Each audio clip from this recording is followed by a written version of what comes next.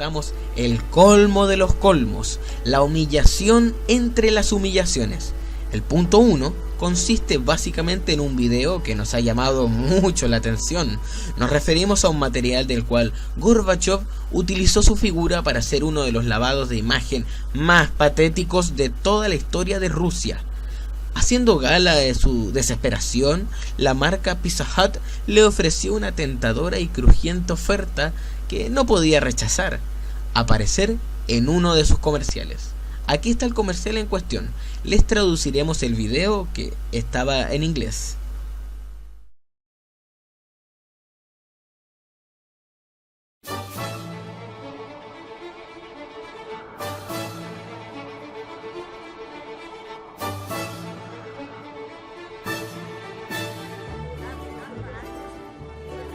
Это Горбачев.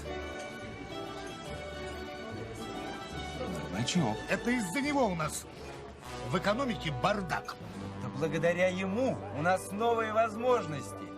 Это из-за него у нас политическая нестабильность. Да благодаря ему у нас свобода. Полный хаос. Перспективы. Политическая нестабильность. Да благодаря ему у нас есть Pizza Hut.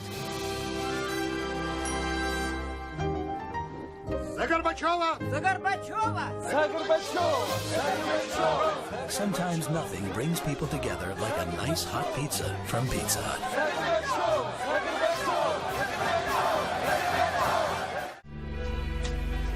La doctrina Sinatra fue el nombre que el gobierno soviético de Mikhail Gorbachov otorgó para su doctrina de relaciones y política exterior, con el objetivo de permitir a sus países vecinos del Pacto de Varsovia determinar sus propios asuntos internos.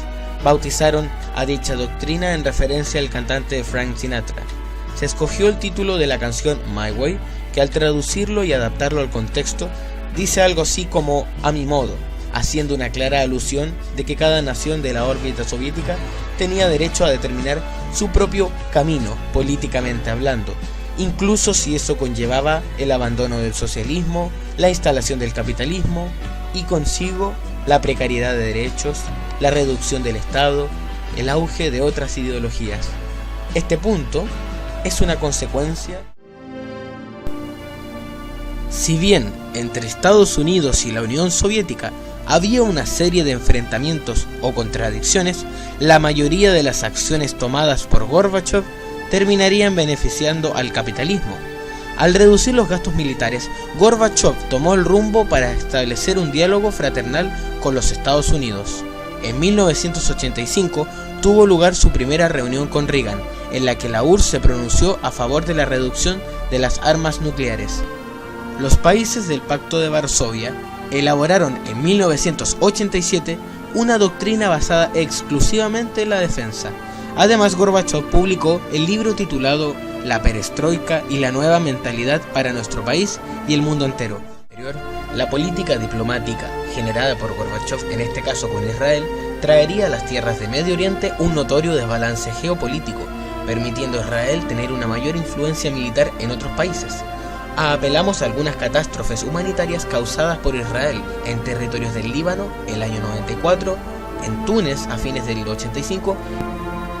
Incluso, hagamos memoria, lo que se hace hoy con civiles en territorio. Si bien, en un comienzo, el susodicho líder soviético, mediante algunos discursos y entrevistas, condenaría el separatismo, más adelante iba a demostrar su real incongruencia entre lo que dice y promete y lo que termina haciendo en la práctica.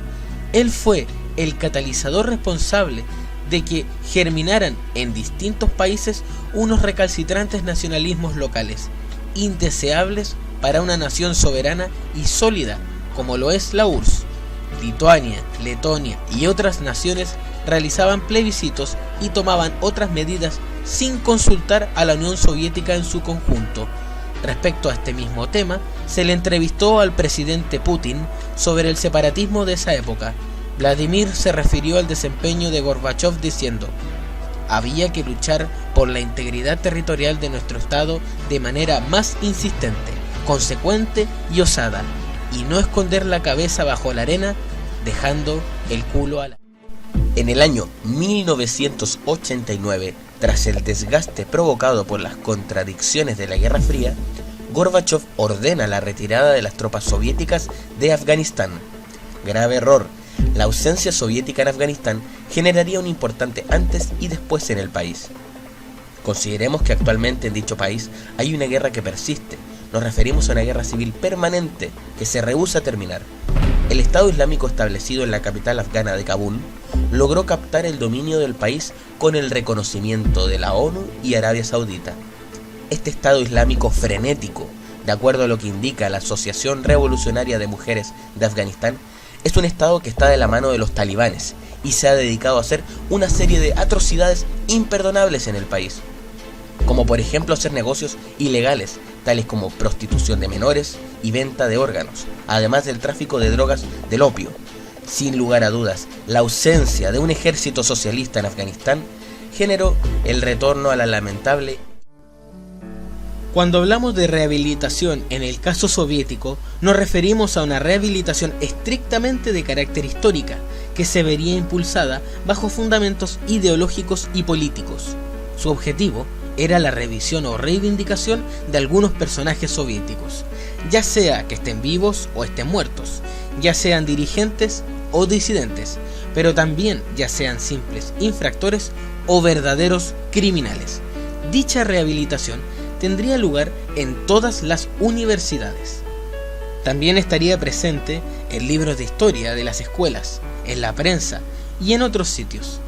Si quieren ver un ejemplo de rehabilitación de figuras políticas, tenemos el caso de Andrei Sájarov, quien pudo volver de su destierro en la ciudad de Gorki junto a su mujer en el año 1986.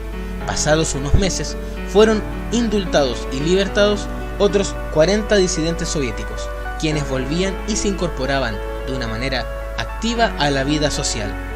El error de esto es que fue aquí precisamente cuando comenzaron a surgir los primeros atisbos de partidos opositores en Rusia con Gorbachov.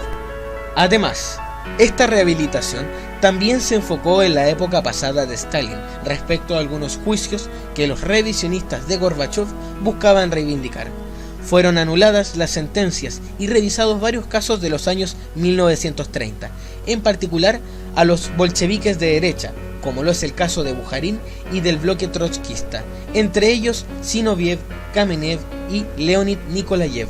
Este último fue el asesino del secretario de Leningrado, Kirov. Las autoridades soviéticas, bajo el mandato de Stalin, solo tardaron un mes en detener, procesar, condenar y ejecutar a Leonid Nikolayev y a otras 13 personas por ese crimen. Finalmente, lo último que diremos para que se hagan una idea cuán drástica fue la modificación de la historia en la URSS con la rehabilitación realizada por parte de los revisionistas. Si en la época de Stalin los asesinos de Kirov pasarían a ser calificados de terroristas que emprendieron actividades antipartido y antisoviéticas, en la época de la rehabilitación de Gorbachov, esos mismos personajes pasarían a ser tildados de honestos revolucionarios, dedicados al ideal del socialismo, de ningún modo enemigos del Estado, ni siquiera del partido. Juzguen ustedes. Un día de Navidad, Nicolae y Elena Ceausescu son enjuiciados por un tribunal provisional de quienes supuestamente eran las mentes detrás de este derrocamiento de la Rumanía socialista. Además de vergonzoso, el juicio era improvisado y se disfrazaba de legalidad. Era un juicio donde Ceausescu y su esposa podían apelar y defenderse, pero no tenían derecho a abogado, y lo peor es que la decisión del juez ya había sido tomada previamente. Es más, el dictamen ya había sido planificado muchos meses atrás. La pareja Ceausescu es fusilada horriblemente ante las cámaras de televisión, ante los ojos espantados y asombrados de toda Europa. Fueron ejecutados bajo una serie de acusaciones, muchas de ellas sin sustento alguno. Esto fue el hito que marcó el inicio del fin de una era de socialismo en Rumanía. ¿Qué culpa tiene Gorbachov en todo esto? Todo este fenómeno que ocurrió fue posible por la conspiración de sectores de la dirección del ejército, que haciendo pleitesía a sus respectivos países, de los cuales eran agentes, conspiraron no solo contra Ceausescu, sino también contra la Rumanía socialista.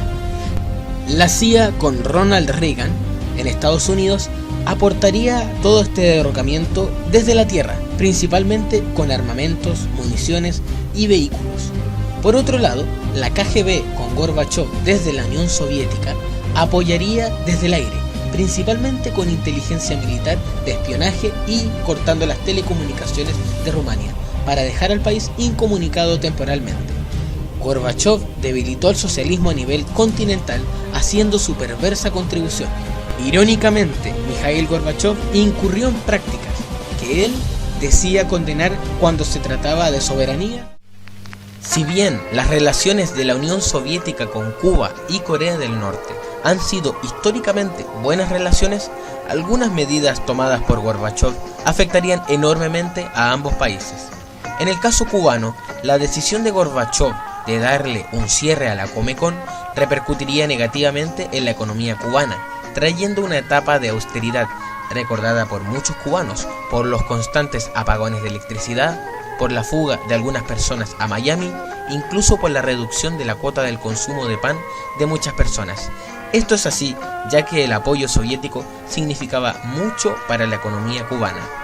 Por otro lado, la República Democrática Popular de Corea sufriría una fuerte recesión que afectaría tanto a la esfera económica como la productiva, y que esta terrible época se vería caracterizada por una hambruna que duraría aproximadamente una década y que pasaría a ser conocida por los coreanos como la Ardua Marcha. Además, este oscuro periodo para el pueblo coreano estigmatizaría moralmente a Corea del Norte por muchos años. Es más, aún hoy en día en Occidente hay personas que en su imaginario tienen aún persistiendo esa falsa idea sobre esa vieja Corea famélica y agobiada de hace 19 años, algo que obviamente en la actualidad no es cierto. Antes de pasar al siguiente punto, una curiosidad sobre Corea. ¿Sabías que apenas el 20% del territorio coreano es cultivable? Por razones climáticas y geográficas hay muchos obstáculos en la agricultura de Corea. Estos obstáculos suponen un gasto extra y un verdadero desafío para el Estado coreano. Desde 1986, Gorbachov habló regularmente de Glasnost, que significa transparencia, y de la libertad de palabra. Las publicaciones y sus respectivas tiradas, críticas con la vida soviética, empezaron a aumentar y a tener más importancia. La censura comenzó a ser menos rígida con las desviaciones ideológicas y morales. Se publicaron distintas obras prohibidas de Bulgakov, Aymatova, Pasternak, Grossman y otros autores. Se crearon equipos de televisión no controlados por el gobierno. Se creó la ley de prensa y otros medios de comunicación en 1990. Ya no se regulaba el contenido televisivo políticamente hablando. La gran consecuencia de esto fue haber exportado de Occidente ciertos aspectos que algunos podrían tildar de positivos. La sociedad soviética estaba cambiando y se estaba globalizando, a tal punto que incluso se instaló algo que en la URSS no se veía: el narcotráfico, las mafias, la prostitución. Todos los males en la sociedad capitalista se instalaban en esta nación gradualmente. Los cambios de mentalidad vinieron acompañados de cambios en la estructura económica de la sociedad. Si bien el Estado de Gorbachov decía defender la libertad de expresión, en la práctica se estaba censurando o callando a sectores más conservadores u ortodoxos del comunismo, tanto en el partido como fuera. Se les tildaba de anticuados o de sectarios. Entonces podemos llegar a la idea de que esta apertura no llegó para... El 30 de mayo de 1987, el presidente soviético y su ministro de Asuntos Exteriores, Eduard Shevardnadze, mantuvieron con el jefe de gobierno de la RDA, Erich Honecker, una reunión que tuvo lugar en Berlín. En dicha reunión, Gorbachov propuso abiertamente la conveniencia de abrir los pasos del muro de Berlín, argumentando los efectos propagandísticos positivos que tendría la medida inmediatamente antes de la visita que tenía previsto realizar a Berlín Oeste el entonces presidente estadounidense Ronald Reagan. La reacción de Honecker, por supuesto, fue negativa a cualquier tipo de apertura con Occidente. El 12 de junio de 1987, Reagan pronunció en ese entonces su conocida frase: Mr. Gorbachev, tear down this wall. o más conocida como Señor Gorbachov, derribe ese muro. Solo 2 años después, el 18 de octubre de 1989, presionado por una ola de descontento de Occidente, Gorbachov pareció ceder ante las presiones, desconociendo los efectos políticos que traerían sus acciones en Alemania. Él provocó que Honecker fuera destituido de sus cargos y sustituido por Egon Krenz. Ni siquiera los alemanes que cruzaban al lado occidental del muro sabían lo que les aguardaba al otro lado. Cruzaban la frontera teniendo en la cabeza unos simples discursos llenos de esperanza y de falsas promesas, para tener más dinero, para tener más libertad. Lo que ganaron con su ida se hizo notar tanto como lo... El punto número 2 de este top considera y acoge todos los puntos anteriores mencionados para luego formular una conclusión. Pero esa conclusión no la diremos nosotros, la dirán otros personajes rusos destacados en nuestro lugar, que se refirieron a Gorbachov en algún momento. Alexander Rutskoy, vicepresidente de Rusia 1991-1993. En mi opinión, Gorbachov es un hombre que traicionó a su país y a su gente. Algunos políticos le dan crédito por la democratización, pero yo creo que la democracia podría haberse construido sin destruir el país. Grigori Yavlinsky, miembro del comité político del partido Yabloko. Gorbachov es el hombre que trajo la libertad a la gente. Lo que la gente ahora haga con dicha libertad no es responsabilidad suya. Mikhail Barkov, vicepresidente de Transneft. Al igual que muchos occidentales entendidos, considero a Gorbachov como alguien con poca visión de futuro, cobarde y ambicioso. En un momento de responsabilidad histórica se comportó de una forma negativa, aunque también tuvo algunos buenos momentos al comienzo. No sabía hacia dónde se dirigía el país, carecía de esa noción básica. Mikhail Yemelyanov, miembro de la Duma estatal por Rusia Justa. Es un perdedor político. Intentó conducir al país en un arduo periodo de transición, pero no estaba a la altura de las circunstancias. Todo lo que hizo llevó al colapso tanto del sistema como del país. Vladimir Pechtin, vicedirector del partido Rusia Unida en la Duma estatal. Creo que Mikhail Gorbachov es un demagogo y un traidor. Puso en marcha la perestroika con el fin de cumplir sus propias ambiciones políticas y arruinó al país de una manera vergonzosa. Es fácil criticar y dar consejos, pero cuando él mismo tuvo una oportunidad de preocuparse por el bienestar de Rusia, no solo la desaprovechó, sino que también sumió al país en el caos y la ruina absoluta. Aún estamos lidiando con las consecuencias negativas de sus reformas. Gennady Zyuganov. En lo que atañe a nuestro país, intentó meterle la cabeza en la campaña electoral y no obtuvo ni medio punto porcentual. Esto significa que nuestro país le dio la espalda por completo y lo calificó con un hermoso 0. Este político, en mi opinión, es un completo traidor, un Judas que apesta. Anatoly Lokot, primer secretario del Comité Regional de Novosibirsk del Partido Comunista de Rusia. Él es quien hizo que las esperanzas de una gran nación se derrumbasen. Con sus políticas, primero llevó al país a una crisis económica y luego a la desintegración política. No es casualidad que su cumpleaños no se celebre en Moscú ni en la región de Stavropol, sino en Londres. Nadie lo necesitamos. El colmo de los colmos, la humillación entre las humillaciones. El punto 1 consiste básicamente en un video que nos ha llamado mucho la atención.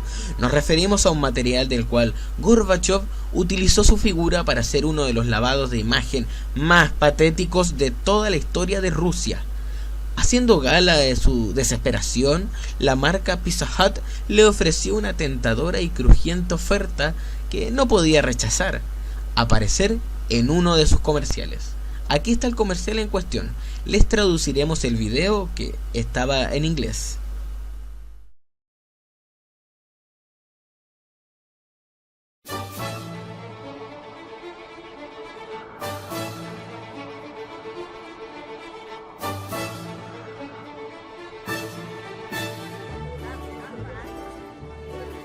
Это Горбачев. Горбачев. Это из-за него у нас в экономике бардак. Да благодаря ему у нас новые возможности. Это из-за него у нас политическая нестабильность. Да благодаря ему у нас свобода. Полный хаос. Перспективы. Политическая нестабильность. Да благодаря ему. У нас есть писахат. За Горбачева! За Горбачева! За Горбачева! Sometimes nothing brings people together like a nice hot pizza from Pizza Hut.